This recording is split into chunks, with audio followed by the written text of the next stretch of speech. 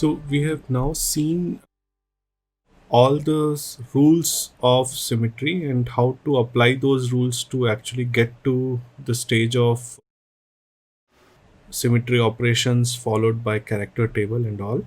So given a molecule, we can identify what are the symmetry elements present, what are the symmetry operations present in the molecule, what is the point group of the molecule, and then using the rules of great orthogonality theorem or using unit vector transformations, etc., we can identify what are the IR representations. And we have also seen, if we write a reducible representation, how to convert that into a irreducible representations. So all those rules form the first part of this course, and now the second part is the applications part. So let us start seeing applications of group theory now, okay, in chemistry.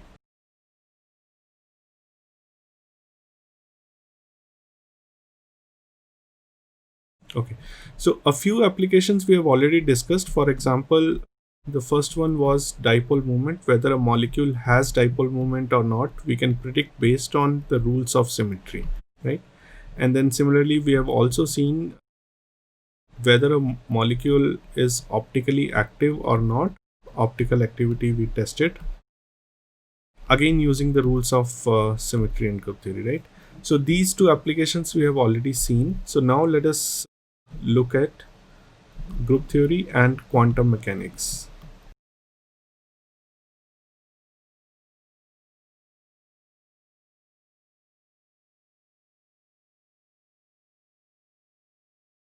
Okay, so why are we discussing quantum mechanics? Okay, we'll first we'll just revise. You all must be aware of this famous equation, h psi equal to E psi, right? So what is h psi equal to E psi? It's a eigenvalue equation.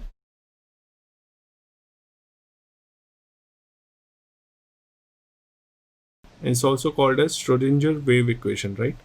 So what are different parts or different components here? So psi is a state function, also called as wave function or wave function, which tells you about the state, all the properties of that particular state. Then H is Hamiltonian operator. That also we know, we might have studied at some point. Hamiltonian operator operates on a function, and if it is a eigenfunction, then it generates eigenvalue, which is energy of the system, right? So basically it's an operator to measure energy. So these are the main components. So we have an operator, we have a function, and then operator operates on a function to give a constant value, which is energy in this case, because the operator is Hamiltonian. So now, why are we discussing Hamiltonian in group theory? So if we see that there is a very important property, which is if we replace, or if we, okay, let's stick to the word replace. So if we replace identical particles in a molecule with the same particles or with identical particles, for example, if we have electron and one electron is replaced with the same electron, then the energy of the system is invariant. So what do I mean by that? So let's say if we have a molecule, let us take an example of methane, and let's call this configuration as configuration 1. If I'm doing any symmetry operation R, it goes to equivalent configuration, right? And let's call this equivalent configuration as 2. Now if you look at, let's say that the symmetry operation is C3, okay? So then we'll be rotating this molecule about the CH bond by 120-degree angle. So now if you see that this atom is replaced with this with this, and so on, right? So basically particle which is the atomic nuclei here, each of this is replaced with the identical ones, and thus the energy of the system, if we measure energy of system 1, configuration 1, should be equal to energy of the system 2. Similarly, we can say about the bonds also. So if this bond, the electron density here is replaced with this electron density versus electron density here is replaced with that electron density. So these are all identical particles because they have similar location with respect to any particular point in the molecule. So that means that we are moving these identical particles around, and in the process we are not perturbing the energy of the system, right? So if I want to write this statement, what do I say? That any two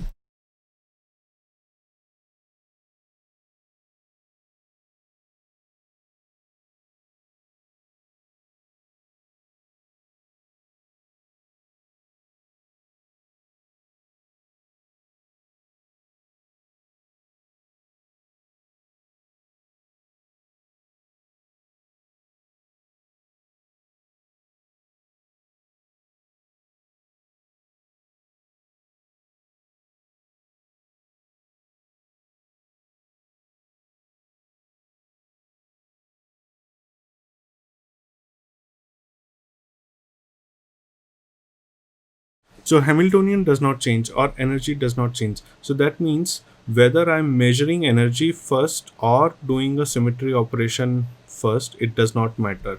So in other words, what we can do is we can say that if we first measure energy on this and then carry out symmetry operation, that should be equal to if we first carry out symmetry operation on this and then measure energy, right? So there is no difference if we first measure energy versus if we first do the symmetry operation. The energy of the system remains invariant. So that tells you that HR is basically equal to RH, which means that H and R commute with each other, right? So we know what is the meaning of commutation now. So H and R, so basically Hamiltonian commutes with all the symmetry operations present in the given molecule. Okay, so we can also say that the Hamiltonian commutes with,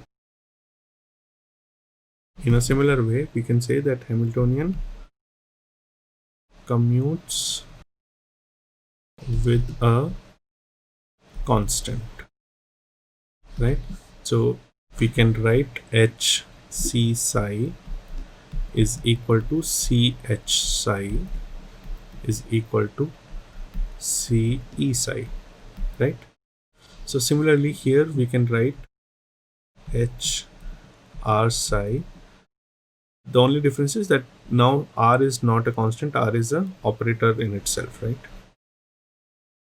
And we can say that it is RH psi, and this now gives you energy, so R E psi, and we can actually take E out of this operator because now operator will not act on constant, so we will say that E R psi, right? That is very straightforward to see. So now we can see that since psi is an eigenfunction, R psi is also an eigenfunction, right? So we can say R psi is also an eigenfunction, right? So that is easy to see. Now we also know that psi is normalized.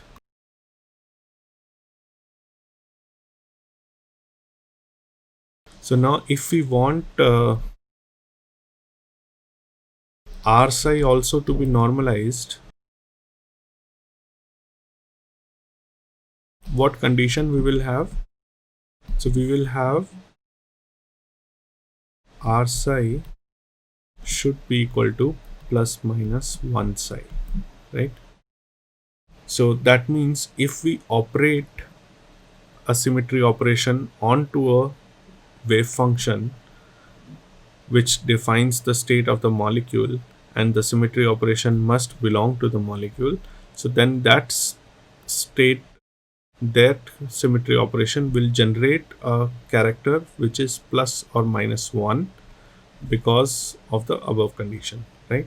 So this means that if we are carrying out, given that a molecule has certain set of symmetry operations, if we carry out all those symmetry operations on psi, we will get tau psi. So let's say that if we have A, B, C, and so on symmetry operations in a general group G, then we will get plus minus 1. So here we'll always get plus 1 because it's the dimension, but we will get plus minus 1,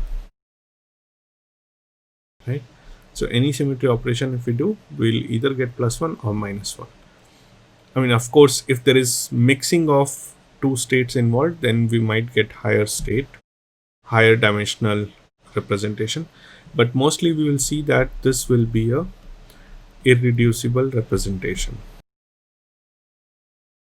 because we are getting one-dimensional matrix, and one-dimensional matrix we will not be able to reduce it further. So this would then be a irreducible representation, right? So now let us take an example to show what we are saying here.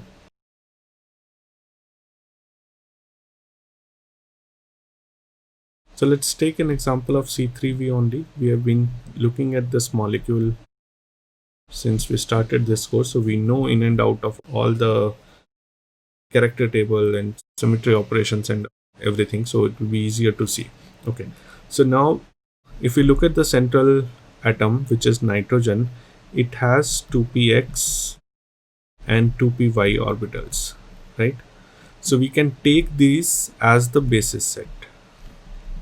This is our basis set. So like we took psi as the basis set here and developed a irreducible representation.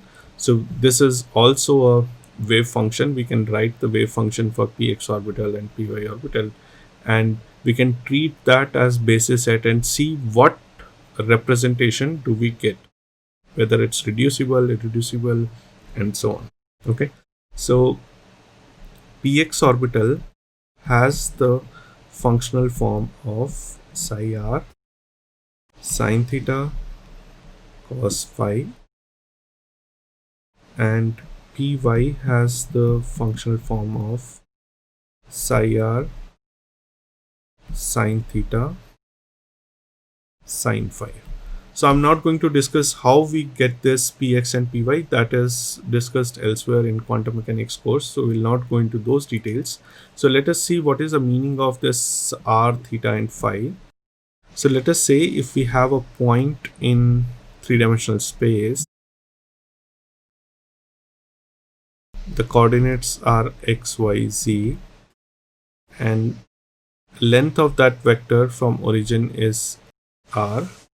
So theta here is the angle with which it is going away from z-axis. Okay, so that angle which this vector is making in three-dimensional coordinate system with z-axis. So how far down basically that vector has fallen from z-axis will be called as theta. Okay, and now if you take a projection of this vector onto xy plane, so this is the projection here, this length, and that projection, if the angle between that projection and the positive side of the x-axis is called as phi. Okay, so this is phi, theta, and r. Now let us see that what happens under different symmetry operations present in C3V onto these theta, phi, and r, because we need to calculate the effect of those symmetry operations onto px. So we should know the effect of symmetry operations onto theta, phi, and r, right? So let's say, so the symmetry operations what we have here is C3V, and let us discuss only one of the class elements, and let's call this as xz, and this will be our term. Okay, so let's say what happens to r. So psi r under E, does it change? So because r is a constant, r is the length of the vector, and as such E does not do anything, so psi r remains as psi r, right? So we don't need to consider any effect of identity onto psi r. Okay, now C3 on psi r. Now this is just the rotation, so rotation is not going to change the length, so again this will be psi r. And similarly, the reflection is also not going to change the length, so this will also be psi r. So basically psi r is invariant under any of these symmetry operations, so that means the character will be +1 in for psi r, right? Okay, so now let's see what happens for to theta. So if we see carefully, theta is the angle which is between the vector and the z-axis. Now all our rotations are with respect to z-axis, right? Because our C3 is lying along z-axis, so all our rotations are about z-axis. So no matter how much you rotate this angle about z-axis, the theta will not change. So that means theta 1 must always be equal to theta 2, where this is angle before symmetry operation and this is angle after symmetry operation is performed. So this means other component sine theta, that will also not change. So that will also remain same, right? Under both C3 as well as sigma xz. Now because sigma xz, why sigma xz will also not change? Because sigma xz contains the z-axis. So the theta with respect to z-axis will not going to be different. Okay, so now let us look at phi. So phi 2, if we are doing a C3 rotation, what happens to phi 2? So phi 2 becomes phi 1 plus 2 pi by 3, right? So we are taking this vector and rotating it by 120 degrees. So that means your new phi will be phi plus 2 pi by 3, phi plus 120 degree. So we can say that phi 2 is equal to phi 1 plus 2 pi by 3. Now this means that what happens to cos phi 2? This will be cos phi 1 plus 2 pi by 3. And we can always write this as cos phi 1 cos 2 pi by 3 minus sin phi 1 sin 2 pi by 3, right? So this is cos a plus b is equal to cos a cos b minus sin a sin b. Okay, so now what happens to cos 2 pi by 3? This is minus half. So you have minus half cos phi 1 and sin 2 pi by 3 is plus root 3 by 2. So you have minus root 3 by 2 sin phi 1. So cos phi 2 is equal to this when I am doing a C3 operation, right? So this is for C3 operation. Now let's see. Okay, we also have to calculate for sin phi because there was one more term in phi which is sin phi, right? So let's also calculate for sin phi.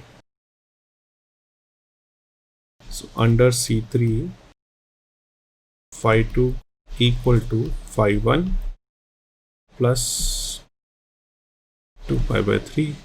So if we have sin phi 2, this will be equal to sin phi 1 plus 2 pi by 3. Now this is sin a plus b, which will be sin a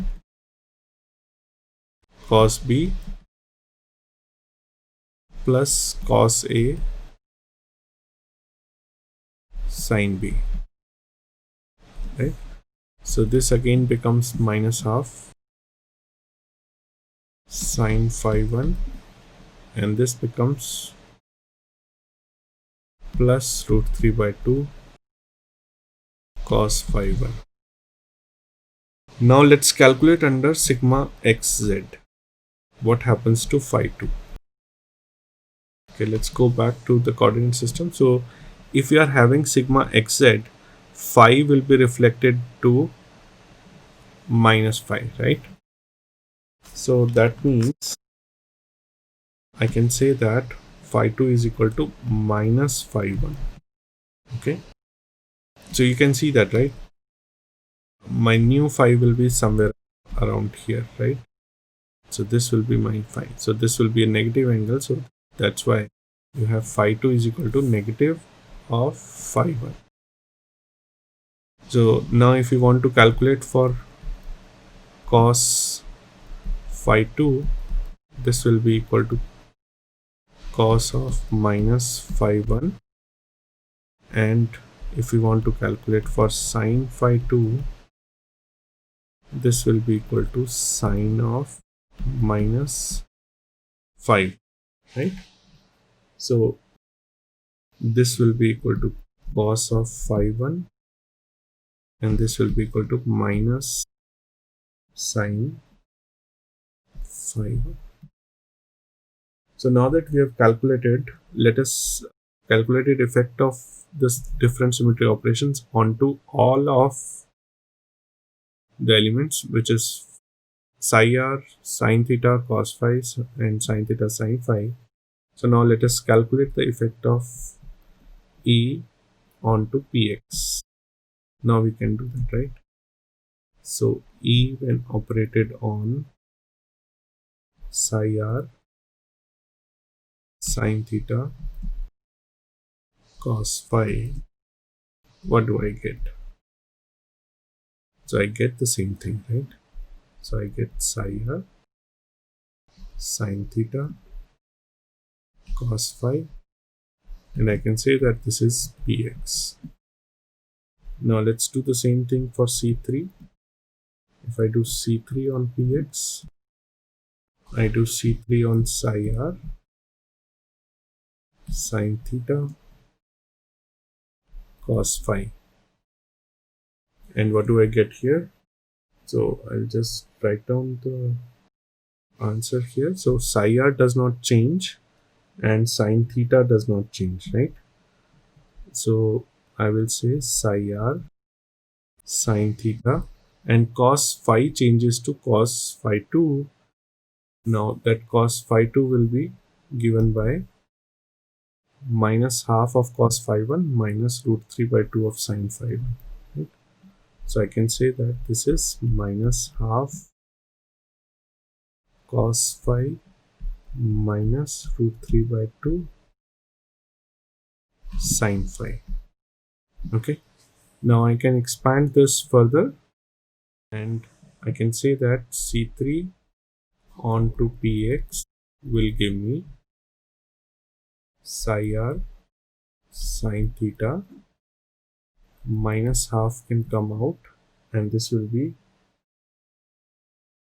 cos phi 1 and minus root 3 by 2 psi r sine theta, and we will have sine phi 1. So all I have done is I have just expanded this bracket over here to get this. And now what is this? This is minus half of Px minus root 3 by 2 of Py.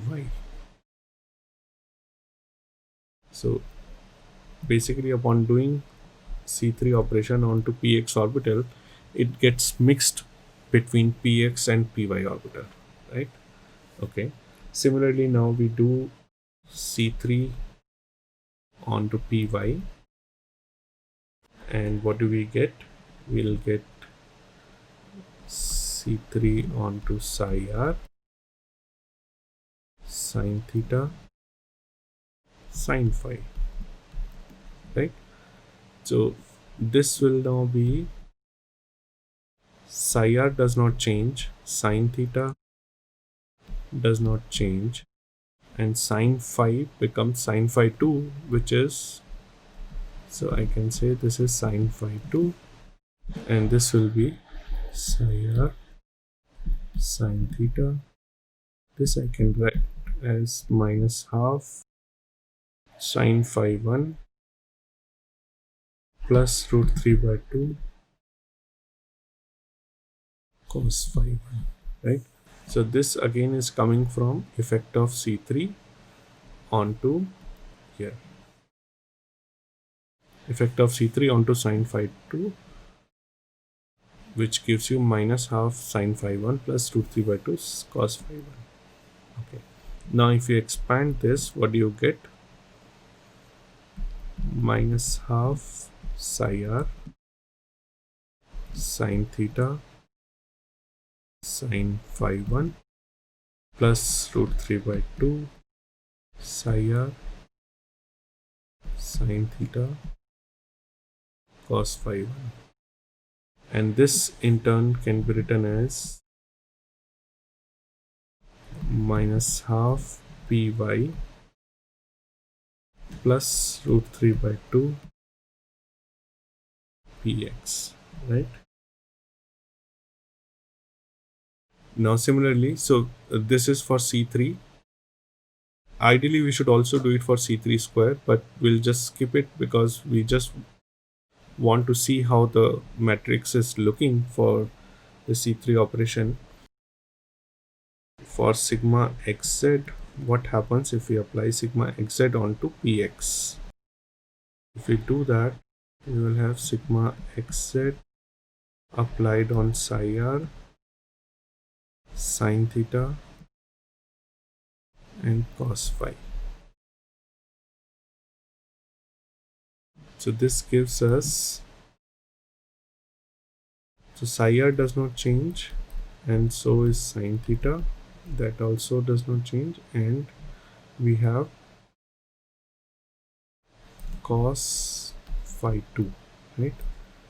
Now cos phi 2 in terms of when we did sigma xz on cos phi 2, it remained same, so I can write it as psi r sine theta cos phi, which is nothing but px, right? So px remained as px. Now let's do sigma xz on py. Now we'll see that this will be sigma xz on psi r sine theta sine phi, and this turns out to be psi r remains as psi r sine theta, and this becomes sine phi 2, right? And we had seen that it was sine phi 2 is equal to sine of minus phi 1, and we get negative sign out. So psi r sine theta sine phi, which is nothing but negative of py. So sigma xz on py gives you negative of py. So that means if you want to write the matrix for E, what we will get is 1 0 0 1. If you want to write the matrix for C3, this will be minus half minus root 3 by 2 root 3 by 2 minus half, and for sigma xz this will be 1 0 0 minus 1, right? So basically this comes if we are doing E onto px and py, we have to do it together because they are getting mixed. Then what is the form we are getting here in terms of px and py, and this basically helps you give this matrix, right? Similarly, if we are doing C3 operation here, then px gets transformed into what and py gets transformed into what, and that will give you the matrix for C3, which is this. Similarly for sigma xz.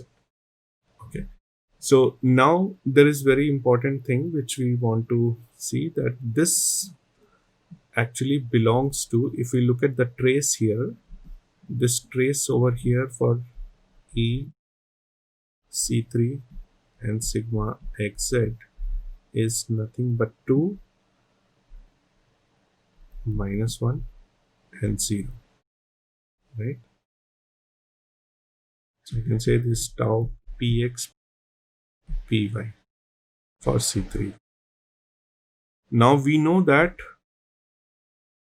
this is the trace for E representation under C3V point group. So we can say that the tau px py is nothing but E representation, right? And E representation has basis as, like if we write down it here, E 2 minus 1 0, the unit vector basis for that is x and y, right? So it is transformed as x and y. So px and py orbital, because they are lying along x and y, so they will also transform as x and y, right? So they will also form the basis of E orbitals. Actually, this is the reason why this particular function, which is given by px, is called as px, because to start with, we didn't know whether this function is lying along x-axis or this function is lying along y-axis. But now, as it turns out, it lies along x and y-axis, which is clear from group theory, this character table, right? So this means that we can now name this orbital as px orbital. What I mean is that to start with, we only had these functions. We did not know whether it's px or py, right? When we get the result of quantum mechanics, when we solve the equation, we'll not go into details how we get the px and py orbitals, but when we solve the equations, we get this orbitals, but we don't know whether it's px and py orbitals, which we get to know from here, that this indeed is px and py, because it is transforming as x and y, transforming as E representation under C3V point group. So we have seen today a very important role of group theory, where wave functions can be taken as basis set and their properties can be discussed whether they are lying along x and y axis or not. We will see more into this when we'll move to symmetry adapted linear combinations. So that's all for today. And if you have any questions, we'll discuss in interaction session.